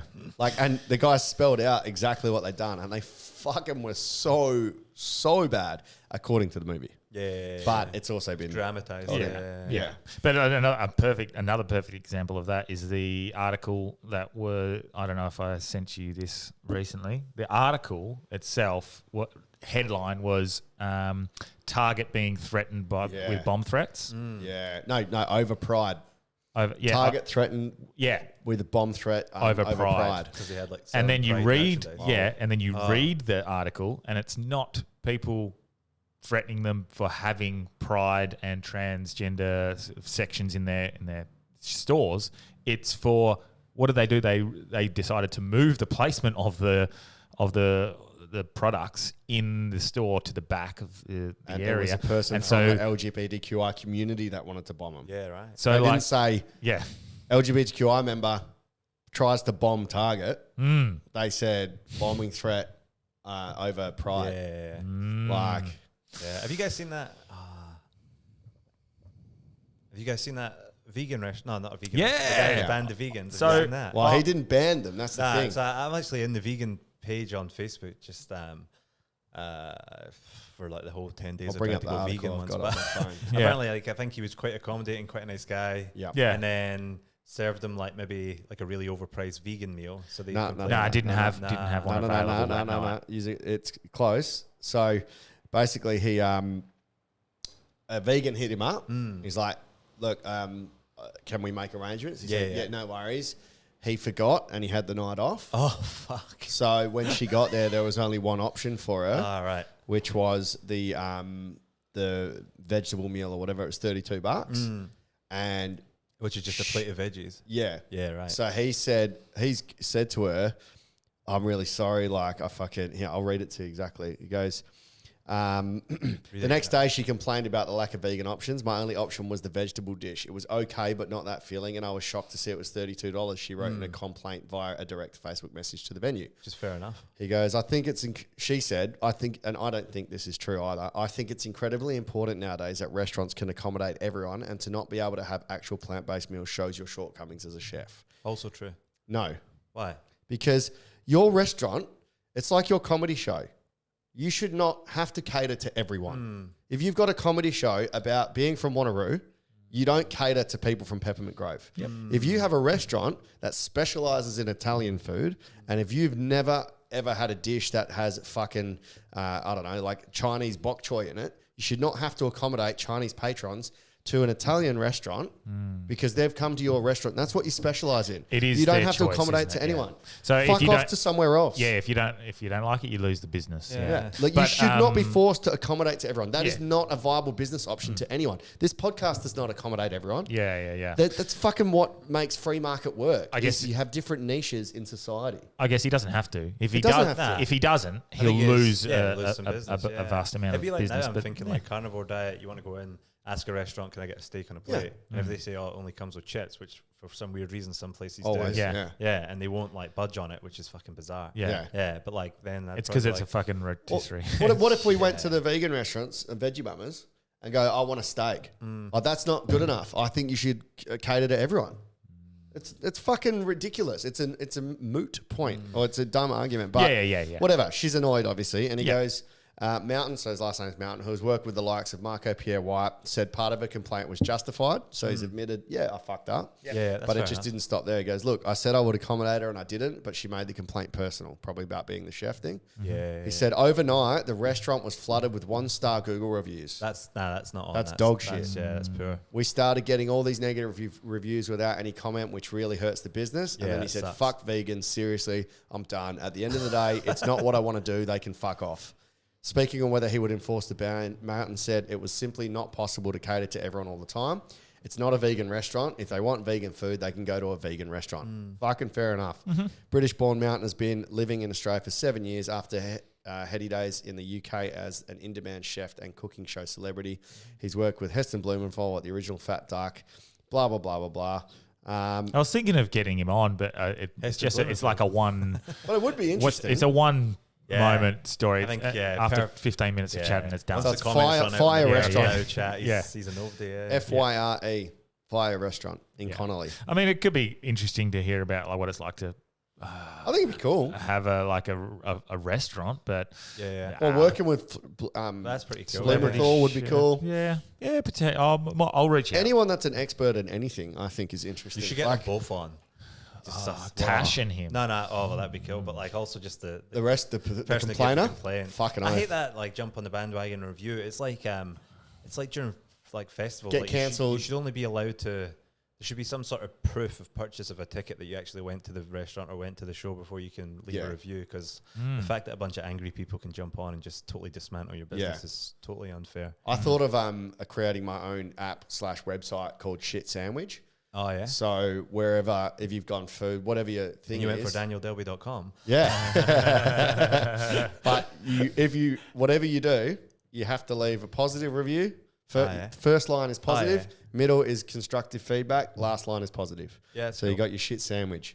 And if we did reviews that way, then even if you have a negative complaint, the person that's getting the negative complaint still knows there's a positive person there. Yeah. But it's also like, instead of just being food was shit, it would be, I would suggest, Yeah. instead of going, do better, Yeah. do better. That's the worst Yeah, one. Eh? be better. It's Yeah. like, how, cunt? Yes. How? Because you're fucking, you're so smart, you're so high and mighty. Do better, be better. You ask how, just do better. You should know, do better. Fuck off, dickhead. Yes, Yeah. I'm clipping that. It's good. It's true though. Yeah. These people who come up with a way for you to be better or whatever, but don't. They're virtue signalers. Yeah, and they won't take part in any dialogue and try and at least communicate ways that you can potentially be better, Exactly. or fucking they could even maybe change their way of thinking. Yeah, because like they won't budge from their mode of thinking. Man. Yeah. That'd be better. It's like, be the best person I would like you to be. That's You're just like- right. you're just like one individual. What makes you so fucking pristine? And Mate, Yeah. and this is where you're even suggesting that you know better. yeah, you're the fucking be all and end all That's of right. like what is And fucking morality like. Yeah. I love seeing this, and I was chatting to, I don't know who I was, I can't remember. We're talking about the fact that this sort of outrage culture and the cancel culture has just almost gone. It's just like, I like it. it's just everyone's, and I think we sort of touched on it briefly with John Pinder when we sort of said it got to a point where you'd have the outraged, you'd have the people who were probably saying stuff that was maybe a little too extreme, and then you'd have the people in the middle who don't give a fuck. And it got to a point where They the were people like in the middle racist. Yeah, are I like, saw that clip of hey, yeah, Pinder. maybe you shouldn't say it, but Maybe you don't need these guys are Yeah, like, yeah. shut the fuck up. You've gone too far. And I- especially it's like the way that it's represented in the media as well, I think, is like the people who are like that far left, far woke kind, they're the ones now giving target bomb threats, and the Yeah. people who maybe are suggestively on the right are going, I just chill the fuck out. Yeah. Like they're not really that bothered, but they're like kind of like, all right, fucking relax, you know? Yeah. So maybe that's why like the people in the middle have kind of went, I think you guys need to settle down now, you know? Yeah. And also maybe like a sign of the times, if times are getting tough for people, inflation's rising. Yeah. Is it like, do we have time to be soaking about fucking Yeah. carrots not being on my plate? I don't know, like That's right. Yeah, maybe people just go, yeah, fuck. Like, It's a let's sign of get on with society's life. got too easy when you're complaining about, Yeah, that's you know, yeah, gender politics and fucking menial shit. Like the fucking perfect case, man. I don't know if you've heard about it. Essendon Bombers. Do you know? Yeah. They want to rename Bombers because it's offensive and it's an outdated term. Yeah, it happened. Fuck in fact, I spoke about this on the podcast. This is interesting. I haven't spoken about this, but like where I'm from, remember, I don't know if you guys can remember me and Cam, we done an episode and we talked about the black bitch.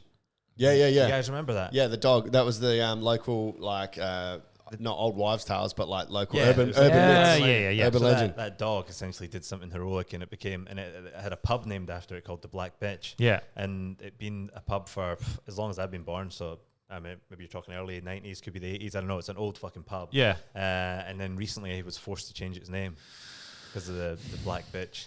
That's And fucked. it's literally But in relation to a dog that was female and black. and Yeah. that's what they're called, bitches. Yeah, it's so fucking ridiculous. So who's pushing for the Bombers change? I don't know. I saw it on the AFL website. They've suggested because it's so dumb, bro.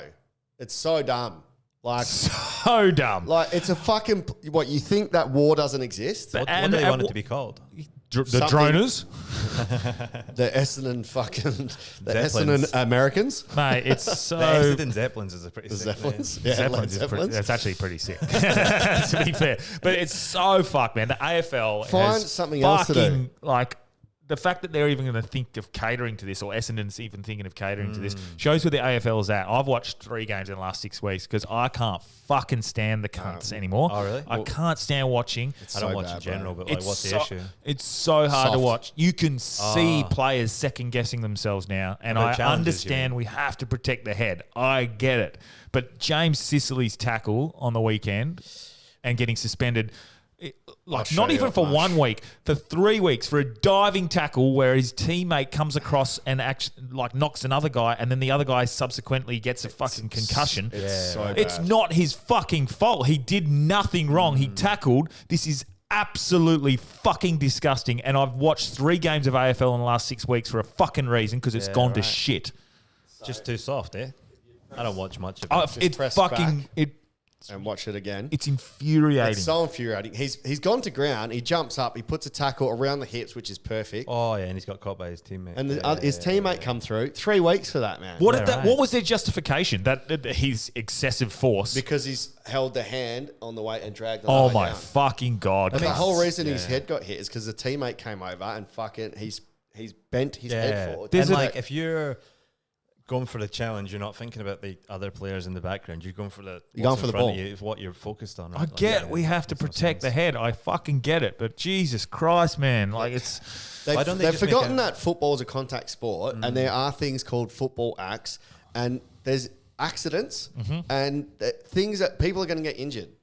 If you go in with a raised elbow, fine. yeah. You've There's decided to go in with a raised elbow. Yeah. If you've got your arm tucked in, you've gone the ball, you've hit the shoulder, and by just some chance you've like slid Yeah. up or whatever, that's a fucking football act. that's 100%. It's a football act. Accidents happen. Like there needs to be If a you elect to clause. bump and you get him in the head, fuck, I'll cop that. That's fine. Like If you elect to bump and you've done everything right, and if somebody comes and knocks you off, or if you've made perfect contact, shoulder Yeah. to shoulder, and it's just so happened that you're going up, and then they hit their head on the Yeah. ground or something like that or whatever. Yeah, It's fucking. It shouldn't be done off the result of the injury either. no, result should not play a Nah, factor. It should be the It should be It's so intent, dumb. right? intent. Yeah. Well, Yeah. no one not very rarely does someone intend Yeah. to like fuck someone up. Yeah, like but they that's what I do mean, like, intend you would, to you like. would see when it was intended and then be like, oh, that's maybe Yeah. a ban for a couple of weeks. But Yeah. the worst thing is now it's made football more dangerous because you literally see as 2 guys are running Oh, towards they each both other, back out. they Yeah, back it's the out or worst, they eh? slow down, and that's how you get injured. Yeah, because you need that like full impact to kind of Yes. protect you. Yeah. Yeah, and now they turn sideways, which is worse because they're turning sideways and getting lower, and their head's getting contacted. Yeah, but right. but it's not. I guess I'll fact check myself there. It's not as bad as what used to happen where someone would run head down and the other person would turn. And that's where they got the fucking like skull crush. Yeah. And that's been taken out of the game anyway. That sort of like running and just fucking shirt fronting someone. I love shirt fronting. Love it. So good. But if you were to go back with the flight and take a mark and knock someone out, you're a potential risk of fucking getting suspended for doing a courageous act and saving the game. And thank fuck that the player got off, the Melbourne player, I think it was. We spoke about it on the pod. Yeah. But we're gonna do a skit about how to tackle in the AFL now. Oh, yeah. So we're gonna tackle and then take a blanket out, pillow, tuck them in, bring them to the ground, and then we'll like do a few extras like get bubble wrap, put a helmet on them, cotton wool, cotton wool. So that's good. Yeah, it's fucking. Maybe you can even turn that into a joke to open at the footy clubs with. Yeah, fuck me, man. It's becoming very, very, very much like netball. You got to stand, can't move, standing, 3 meters, contact. Fucking. Yeah. Same with football, like actual football. But they've always been pussies though. They get hit in the ankle and hold their head. But they meant like the VAR coming in and they just overcomplify sports that have just always been able to flow well. And definitely overcomplify. Overcomplify. Is that like complicate and simplify Is together? That's simplifying complex things. I told you, highbrow shit here. But going back to what we more getting to was the fact that all these sorts of, I know we're not seeing it everywhere. AFL is an example. You have outrage, but the outrage culture is slowly tipping back the other way. The pendulum is swinging back, and it's good to see that. I don't pay much attention because I don't. I think that's the reason. Yeah, right. I mean, I've always, because like, I just think it's such a waste of time if you're going to get like amped up about people being upset on the internet. I just I ignore it all and I see pretty much none of it in my day-to-day life. Yeah, it's good. It's all manufactured outrage. It is, and it's all online. And I think if you actually step back from that, and I even see people, I'm not going to name names or anything, but like, there's a lot of people out there who are so stuck in their ways when it comes to certain subjects online. Yeah. And then you speak to them in person and they don't mention it, and you could have spent like 2 hours with the person and you're like, oh, you're posting like 6 times a day on Facebook about how outraged you are by this, but like it doesn't come up in conversation. Like I think you need a break from the internet. Like it's fucking weird, man. And it's that's because on there it's not real life. And they get to formulate their argument perfectly, and they get to decide. And they write and they search stuff on the internet and they fucking put it through Gramify or whatever the shit's called. And then everyone else goes, yeah, well done. Yeah, you're so smart. You're so smart. Or you're so. I love where your moral stance is. And then the other one is like the other thing is people really attach themselves to other people's intelligent sort of sentiments these days, whether it's on like you see people who are maybe like Jordan Peterson, and they see like a meme and it's like a sentence that they sort of agree with, or it connects with them in one way, and then suddenly like their whole belief system becomes this like meme. I'm guilty of it as well, but I think that's inherent in humans' desire to belong. Yeah, so if you find something and you're like, oh, this is my group of people. Yeah, that's where the people, and I'm not going to talk anymore about the trans community, but the autistic people who don't actually feel. That was a segue. No. It's belonging. I'm done ragging on you guys, but because autistic people often say that they don't feel like they belong. Yeah, okay. And then when they find this other group who don't feel like they belong, that's where they've decided that they fit in. I was speaking to an NDIS services manager, and that's what she was saying, that quite often autistic people, the way they frame how they feel is they don't feel like they belong in their body. They don't feel like they're part of their body. Yeah, okay. So when they find the other communities that are saying, oh, I'm the opposite thing, then they'll try being opposite and they're like, oh, it's still not that. It's just that I don't feel comfortable in my social scenarios. So to go away from your logical way of thinking there and go down the spiritual pathway. Okay. Yeah, so keep that in mind. Do you want to name names and we'll do Patreon? No, I don't have. We have to wrap it up in a minute because I have to go. But I can't even think of like people specifically. I know straight away who you think of. Yeah. I'm just like. Is it this?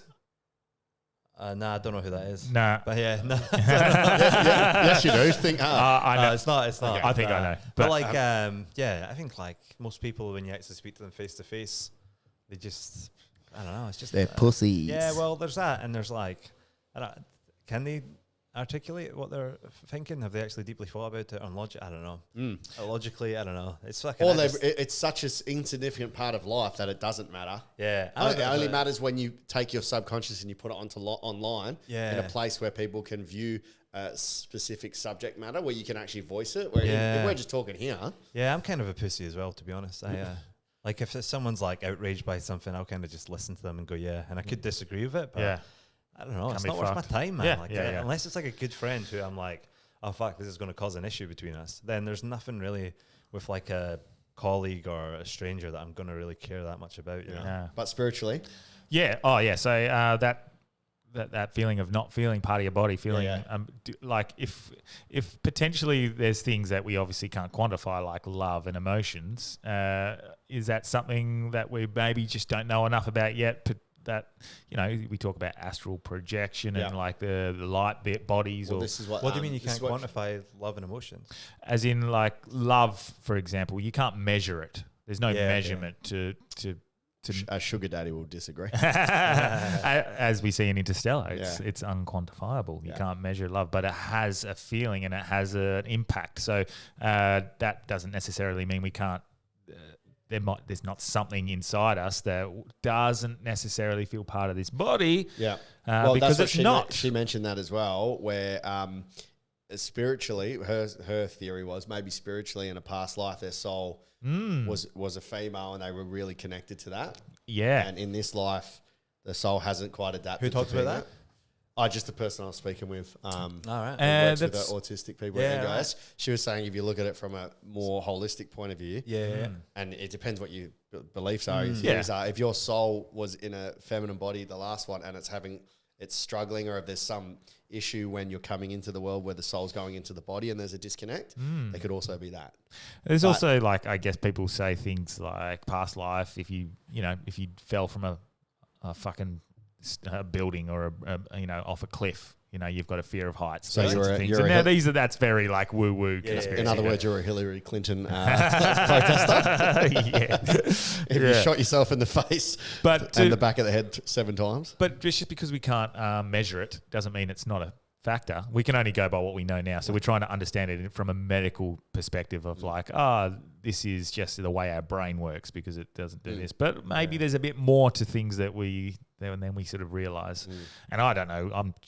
I remember listening to, is it Weinstein? Is how you say his name? Weinstein. On a Rogan podcast, trying to talk about parallel realities. I don't know. Oh, yeah.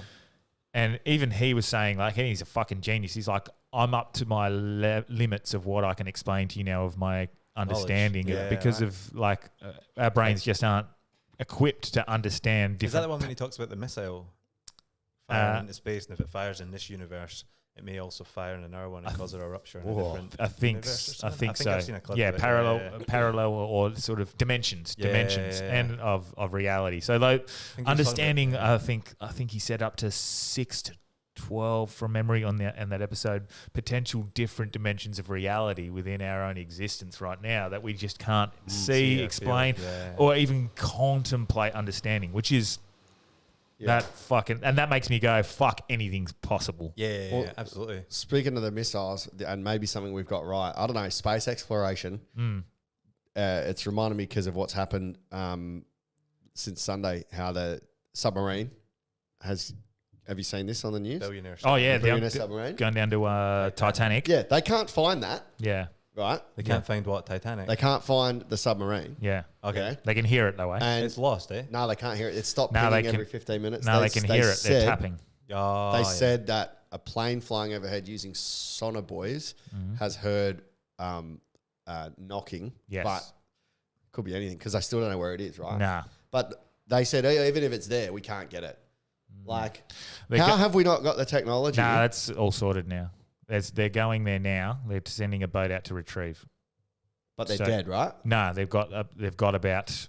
They've got so until by the time today. you It's might Thursday, listen, 5 o'clock today. The oxygen's going to run out. So by the time you listen to this, it's either worked or not. But it depends on as well. They talked about, and this is the first time I know anything about something like this. Should we give two like respective answers? Yeah. So like, such a shame about those submarine guys.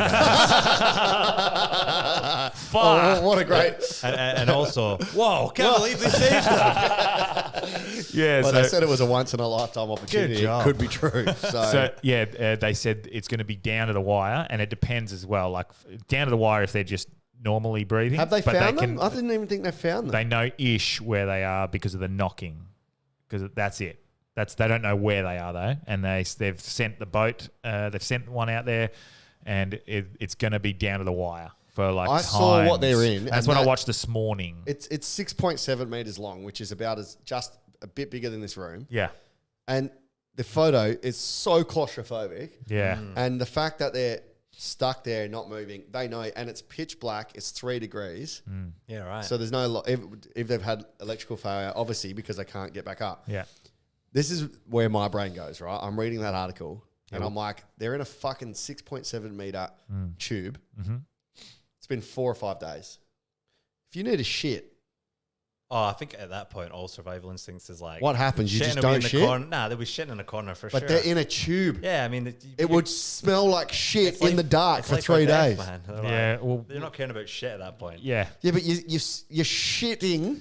I don't think and your whole tube will smell like shit. shit. Concerns, I don't man. think that matters. They're and not after a on while, metal wall just to be seen in a fucking like massive scale. Oh, I always think about that, man. and after a while, they're not going to be shitting.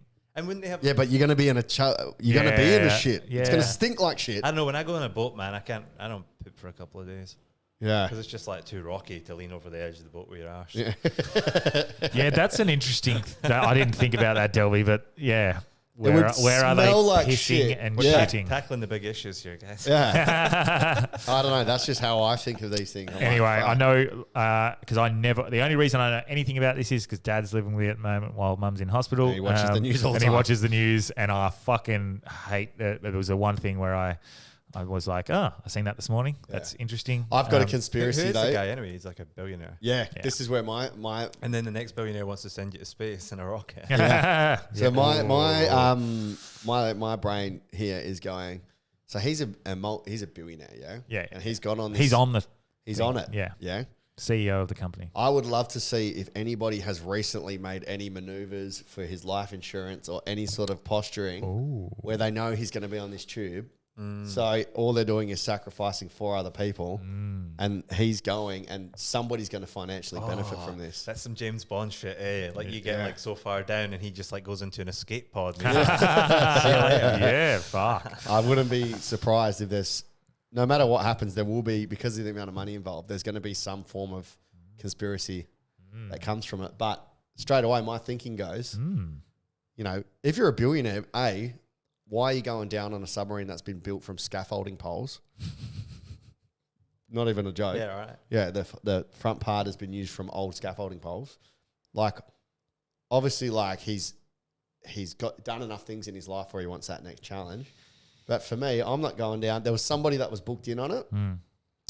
So the guy, I think his name was Chris Brown, who's either on it or there's Chris Brown and somebody Harding, and he was like, had his deposit down. It was $375,000 or something to get on this fucking submarine. It's crazy, man. And he looked at it and he goes, nah, they've cut too many corners with all the safety things. Yeah, right. And he booked off.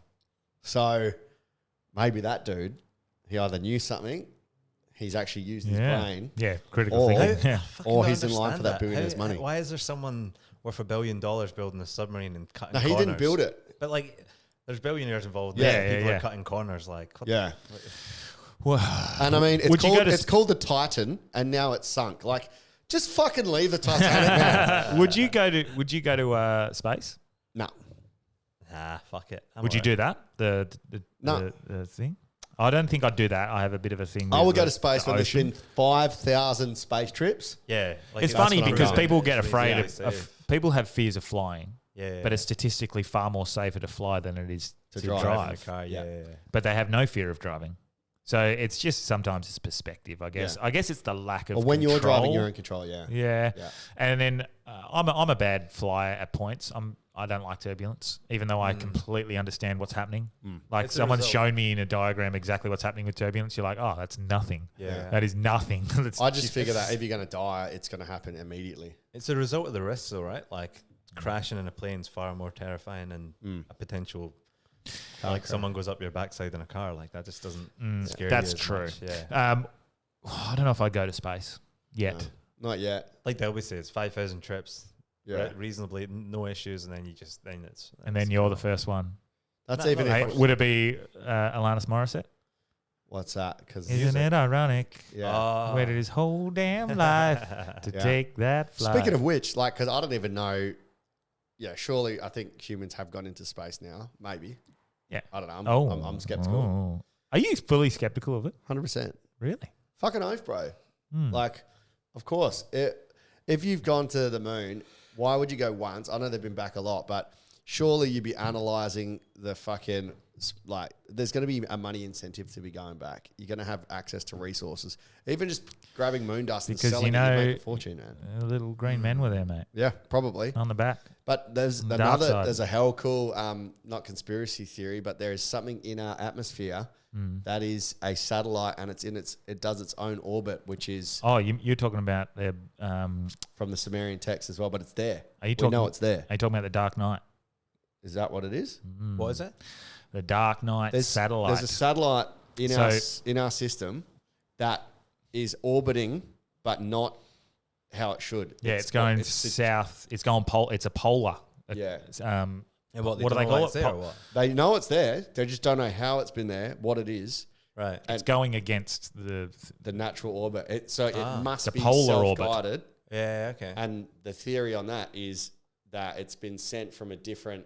right. It's called the Black universe. Knight. Yeah. Yeah, right. So it's been spotted as a quote unquote UFO in the past. It's fucking terrifying, man. It looks very weird. NASA and that, they know it's there. They know that this thing is doing something that suggests it's being Guided. by a smarter power. And they've just gone, oh, there it is. Yeah. Like, if humans have been in space, I'd be going up and being like, what the fuck is this thing, man? Like, it's powered by some sort of AI. And the theory is it's another species that spy on us and take photos and see what's happening. So they call it the Dark Knight one because it looks like something from Batman. It's fucking pretty crazy. It's It's it's very Heath Ledger's face. Yeah. But I do have to go, guys. Yeah. So Sweet. what do you see you need later, to Do your plug. do you need to plug Plug. anything? All right. Any shows coming up? Big news for Planet Comedy. Oh, yeah. Oh. Tomorrow, New Gear, me and John Pinder, sold out. Come to the next one. It's going to be a regular show at different venues. Sick. It's called the New Gear Comedy Show, $10, all new material. Probably fairly 7 out of 10 shit for me and John Pinder. I don't know. It'll be It's good. new. It's like it's It'll be essentially better than an open mic. It's night. better than an open mic, but more value for money. A professional MC doing decent stuff, and us just trying some new stuff. You know what you should do with for those? $10, you can't complain. You know what you could do, and what I'm going to start doing as well, is do your punchline, ask the crowd, what do you reckon of that? Yeah, we're thinking of doing that kind of like end the show live chat sort of thing. Yeah, definitely. And then so then that Saturday night headlining Oasis Comedy at Brisbane Hotel. Get your tickets to that. Thursday night Frio Comedy Factory hosting that. Friday night Monkey Bar in Mandurah. If you're a bit of a ruffin, come down and try not to stab anyone or drive through the venue in a Mustang. Did you hear about that? Nah. Oh, that Monkey Bar. Someone drove through it with a Mustang. But anyway, and then Friday 7th of July. That's a big one. Dilrik Jasinga is headlining.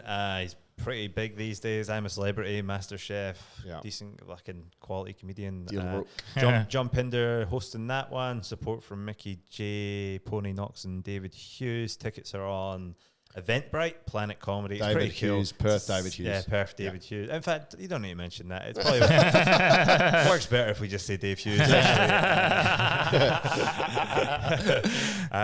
had someone actually listen to an episode and they messaged me saying, I thought you had Dave Hughes on. Yeah. Have you got a discount code for our Patreons? That would be a good Let us know idea. and I'll put it on the Patreon. Let's do it and just call it. I'll put it in Hang on, place. wait. Yeah, don't say it. Oh, for the Patreons. Or the Patreons, yeah. Or maybe just for any listeners, because to be honest, it's not selling that well. Go for listeners and we can do a little bit more for Patreons. 20% off. We'll go 10 and 20. 10 and 20, yeah. 10 for listeners. Cool. And So 20 10% for hard yarns.